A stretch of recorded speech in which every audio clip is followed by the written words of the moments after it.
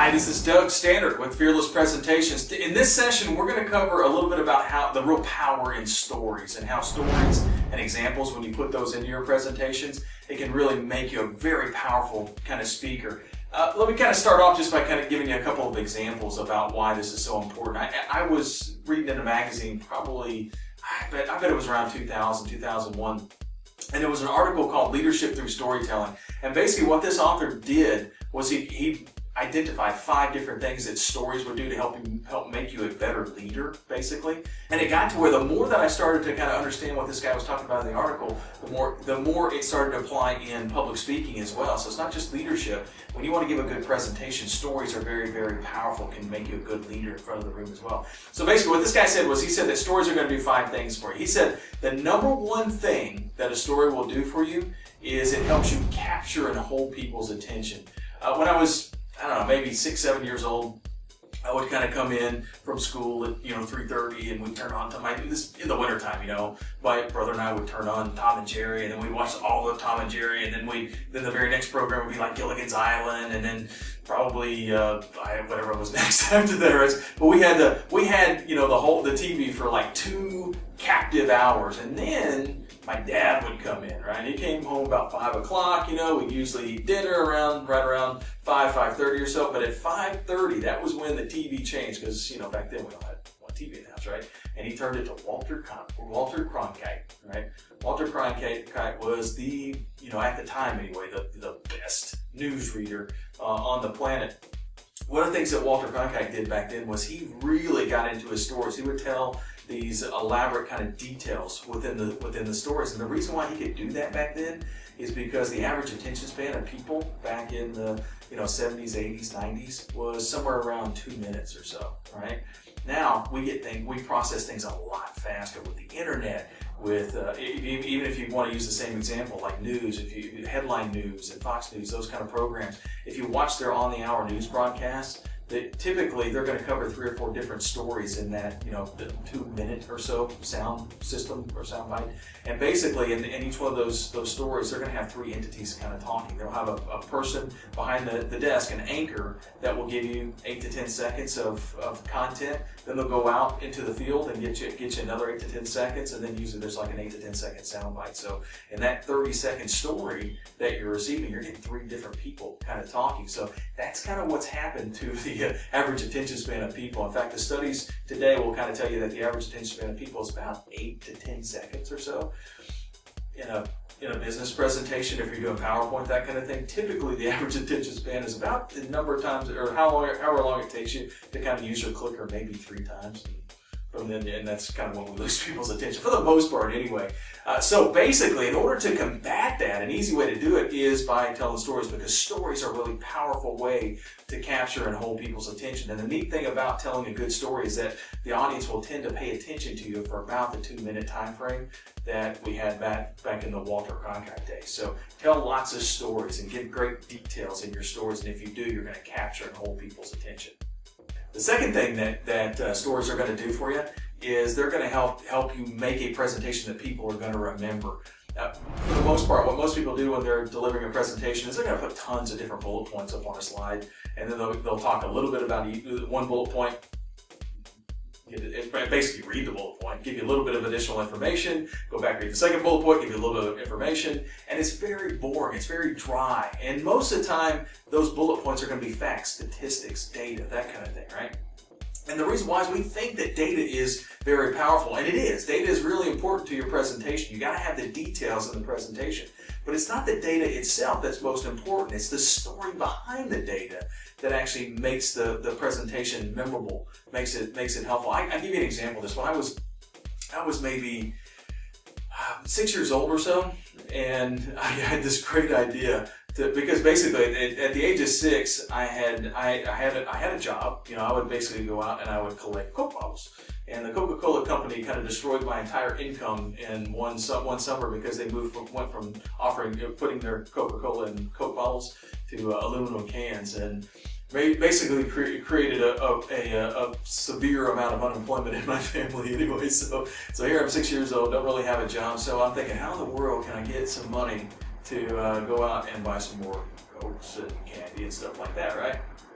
what I realized was that my dad, when he would come home from work, he would kind of take his change out of his pocket, he'd put it up on his nightstand, right? So I thought, if I walked into my dad's bedroom and I stole money from him and he caught me, I'd be in a boatload of trouble, right? But my little brother Daniel, he was only like 3, right? He didn't know any better. So basically, what I did was I convinced Daniel to go in and get some coins, right? So he kind of sneaks in. He's not very sneaky, right? So he goes in and he takes a coin off of the nightstand. He comes rushing back, wants to show me how well he's done, and basically hands me a penny, because he liked the color, right? Thought it was very pretty. So I'm going, okay, well, go back and next time, Dan, go back and get something a little bigger, right? And so he goes back into the bedroom one more time. He comes out. This time he's got a nickel. I was like, oh, Dick, come on, really? I mean, that's not going to buy us anything, because even back then, 6 cents wasn't a whole lot of money. And so I sent him back in one more time. He goes in, grabs another penny, comes back out, and so I got 7 cents. So this has been going on for about 4 minutes now. And we've got a total of booty of about 7 cents, not enough to really do anything with. So I'm thinking, Daniel is not that sneaky. So if he's gotten away with this 3 times, the coast is probably clear. So I go sneaking into my dad's room, and I I'm kind of poking around the furniture and everything, and reach up, I grab a couple of quarters, and I start to walk out. Just about the time I start to walk out of the room, I look, and Dad's billfold is sitting on top of the nightstand as well. And I'm going, ooh. I'm not going to take any, but it's kind of full, so I kind of open it up, and we were pretty poor, but we lived about, I don't know, maybe 30 miles from the closest bank or so. So Dad always had a lot of cash. It was, basically a few 20s and maybe some 5s and 10s, but he had a lot of ones. And I figured that with that many ones, he probably hadn't counted them all. So I put all the quarters back where I kind of got them from. I took $1 out. I folded it up folded the billfold up, and right back where I put it, where I got it from anyway. And I started to walk out the door. And I'm kind of thinking back, because I'm thinking, man, maybe I should get one for Daniel as well, right? So I don't want to be greedy, right? So I start to walk out. Just about the time I get to the door, I went boom, like that. I ran right into my dad's stomach. He'd been standing there the whole time watching the whole thing. And I did what any 6-year-old would do, right? I lied my head off. I said, Dad, you would not believe what Daniel just did. He was taking money, and I was walking backwards into the room to put it back in your billfold. And he didn't buy it, because he'd been standing around the corner for about the last 6 minutes or so, listening to me coach my little brother on how to properly steal money from him. And so what my dad did at that moment, though, was by the way, I was terrified, because, my dad is he's a really nice and sweet kind of guy, but he's not a timeout kind of person, so I knew this was going to be pretty bad. But what he did was, in that situation, was basically what he did through a lot of my adolescence anyway, was he set me down in his bed. I still got the dollar in my hand, right? He set me down in his bed, and he told me a story about when he was in the Army. He said that when he was about 17 years old, he and his buddy got a weekend pass to basically go off base for a little while, right? And his buddy worked in the motor pool. One of the things that by working at the motor pool, one of the things that they got access to was the Jeeps, because a lot of the GIs didn't have cars back then, right? So they were able to go into town, and the only stipulation was that they could use the Jeeps, the base Jeeps, as much as they wanted, as long as they filled up the gas tank on the way back, right? Since my dad's buddy worked at the motor pool, they kind of figured out that they could probably, have a couple more beers in town if they filled up the gas tank on the base when they got back, because his buddy had the key, right? So they sneaked back on the base. They kind of filled up the gas tank, and just about the time they put the last little swig of gasoline in the car, the MPs kind of drive up and asked them what they were doing, and of course they had no excuse for why they were kind of taking gasoline out of the base at that hour. And they ended up getting taken into custody. I actually put my dad and his buddy in handcuffs, took him into the stockade, and told him that. And luckily, my dad was telling me that luckily, he had a pretty understanding commanding officer, and kind of chalked it up for the youthful kind of indiscretion. But he said that in the Army, it doesn't really matter whether you steal 25 cents worth of gasoline or $25,000. It's a theft. That's the crime, right? There is no gray area. And he said that he could have been put away for like 20 years. I'm sitting there holding that dollar in my hand, and I'm thinking, good God, you get 20 years for a quarter. What the heck did you get for a dollar, right? So anyway, but that story, that example happened to me, I don't know, 32, 33 years ago, 34 years ago now. And I still remembered enough detail that I can kind of recite it to you. And if you think back about some of the details that I gave you very early on, like if I asked you what my brother's name probably pop into your head right now is that his name was Daniel, right? If I asked you how much money he stole, right? That 7 cents kind of pops into your head, right? The interesting thing about stories is you can give a tremendous amount of details, and for some reason, the human brain processes it in a very effective way so that it's very easy to remember it. So if you want to get your audience to really retain the information that you're offering, make sure and fill your presentation with lots of examples and lots of stories. The third thing that stories will do for you is they help you build credibility. And this is one of the things that you wouldn't really think about a lot until you actually start using stories in your presentations. Because most of the time, when we want to build up our credibility, we tend to do that in the introduction. If we want to let people know that we are a credible speaker on the topic that we're going to be speaking on, a lot of times we'll really focus on that in the introduction and kind of really build ourselves up. The problem with that, though, is most of the time people aren't really paying attention anyway, and it's not very interesting. It's not very entertaining for the audience. And so, a better way to kind of build your credibility is to give examples or stories throughout your presentation of successes that you've had related to the topic that you're presenting. So as you're presenting information to show that you're the expert, you kind of give examples from your own experience, from your own time in using that skill set that you're speaking about. I'll give you a great example of this. I was actually working with a company in Austin, Texas. They were competing with about 5 other companies to build a high-tech micro science center on the University of Texas campus. And the company that I worked with was excellent. They had a lot of experience working with universities. However, they had only done a couple of these really high-tech science centers, right? So they were kind of a little outside of their expertise on that particular aspect of the project. So we met about 2 or 3 days before the actual presentation where they were going to be competing against the other firms. And we had rented a meeting room overlooking the campus, overlooking the University of Texas campus. And throughout the first couple of hours in the morning, I kept asking the folks who were giving the presentation, what is it that these folks who are buying this building, what is it that they really want?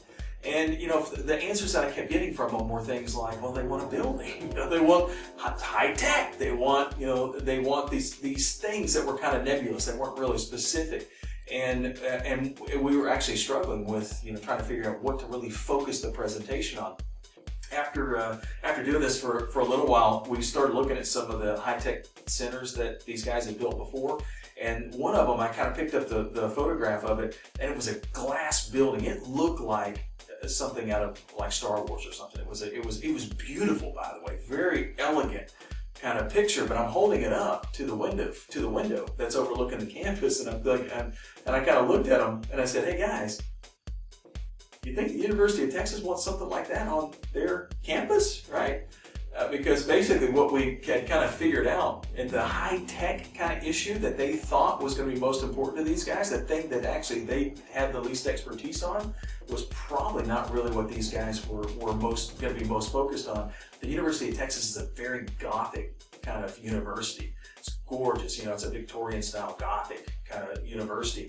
Putting a big glass building in the middle of it would have been a huge eyesore, right? So once we kind of talked about that a little bit, one of the architects basically just went down to the campus with his sketch pad, or actually with boards. He actually had these posters that he kind of brought with him with pencils, and made pencil sketches of some of the great aspects of the architecture that was already there, that was already on the campus. And when they gave their final presentation before the committee that was going to be choosing the contractor to build this building, they did the 3 or 4 PowerPoint slides, and then we made one entire slide just white. It was blank, and it created kind of a spotlight. And they put a tripod up right where the light was kind of flowing. And this architect came in and he just started putting his boards up. And he said, "These are some of the things that we see on your campus that we want to incorporate in this new high-tech building." Right? So, and he would point out something that was already on the campus, and then he'd go to the next board, show him something else, go to the next board, show him something else, go to the next board, show him something else. And at the end of the presentation, they were really able to prove through their examples, through their stories, through what they were doing, they were able to kind of prove that they were capable of doing what the University of Texas was really most interested in, right? So basically that little story that I just told, that's something I've told for years because one of my areas of expertise is helping groups of people sell in big high-level presentations. It's one of the things that I kind of focus on. So I'll just use me telling that story to a potential client has a lot more credibility than basically listing the 30, 40, 50 different companies that I've worked for that I've kind of helped do that thing, right? So the example is what really teaches. It's the example that sells. Give them lots of details in your examples, and you'll actually build your credibility a lot more. Next thing that stories will do is they actually help you build rapport with your audience. And if you think about it, anytime you're in a social kind of situation, the way that human beings build rapport with each other is they kind of tell stories. I was in Dublin teaching a fearless presentations class. This was probably a decade or so ago. And it was hilarious because I had, my wife's family is actually from Dublin. And so I'd actually been there about a week or so before the class, and I'd gone out with my brothers-in-laws, and we'd gone to the pubs and everything. And when I'm sitting there with what they call the lads, the 3 or 4 guys that are kind of best friends, they've been going to this pub probably for the last 5, 10, 15 years, right? And they know each other very, very well, but still, even at that moment, because I'm kind of the new guy, they're all telling stories about things that happened that day, things that happened last week, things that happened when they were kids. It's the way that we kind of really build rapport with each other, right? Well, I'm in the class. A couple of days later, I'm in the Fearless Presentations class, and one of the major focuses that we have in the 2-day public speaking class is getting people to really get good at telling stories. And it was funny because one of the guys actually in the middle of class just kind of stood up and he said, you Yanks are all the same. He said, you guys are always about stories. You know what? We don't tell stories here in Dublin, right? And I just started laughing. I said, man, have you ever been to a pub? That's all you guys do, and you're great at it, for God's sakes. Put that energy, put that enthusiasm, put that fun in your presentations. And once he kind of got it, he was fantastic as a speaker. So put those examples into your presentation. It's going to help you really build that rapport with your audience. Now, the final thing that stories will do for you is they help you build more of a kind of a team atmosphere. Now, for the most part, a lot of times people kind of disregard this particular part of the story because they're saying, well, I'm not really trying to build a team atmosphere. But the thing about building a team atmosphere is that it creates an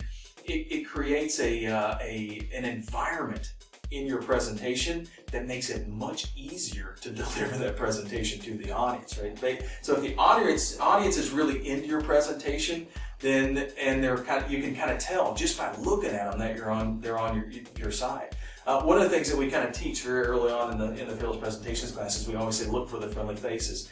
One of the neat things about looking for the friendly faces is that when you say something that really connects with somebody in the audience, they kind of nod and they go, oh man.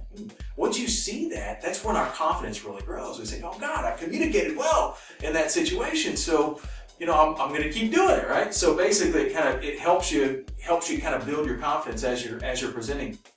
Well, the neat thing about telling stories is that it makes it to where you see that type of positive, the positive reaction from your audience much more frequently. And because you're seeing it more frequently, it really helps you kind of grow your confidence. And that's really where telling stories will actually lead to, is because when you give bullet pointed presentations, when you're doing that click, talk, click, talk, click, talk, click, talk, it is very challenging to create kind of a flow in your presentation. But when you give a story, it's really easy because basically all you're doing is you're just playing a video in your head of what happened at this specific moment, and you're just kind of giving details about what's playing in your head.